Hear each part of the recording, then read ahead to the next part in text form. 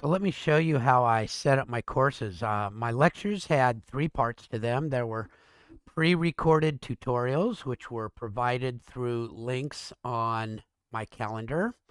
And those went to both just lecture material, web material, and then also it went to assignments in the Canvas modules. I had live Google Meets, and those live Google Meets, the links were provided on the calendar also for those students who could or wished to join in with a live meet. Also on the calendar, just as an aside, I had all of my due dates in dark blue so that they were easy to see, and those links on those went to the Canvas submittal modules. So I organized the calendar that way. And then the third thing I had were recordings of live meets.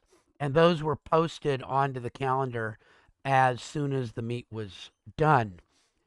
So everything was available. All three of the modes and all three parts of each lecture and lab were available on each calendar item. And you could see there were lectures and labs spread throughout the semester.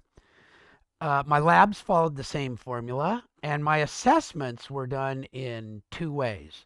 The first way was proctored assessments, where I asked the students to log in to the meet live, and I was able to set it up so I could record 4 to 6 of those at any one time. I could have probably done more than that, but that worked out with my schedule.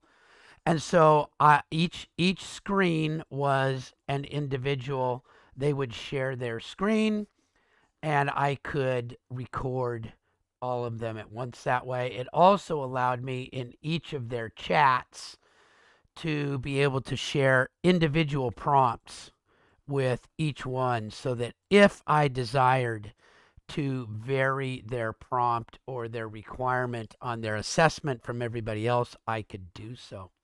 So that's how I proctored. And then, of course, at my convenience or at my decision, I also offered a number of non proctored assessments that I just gave the students to do. So that was how I had my courses set up.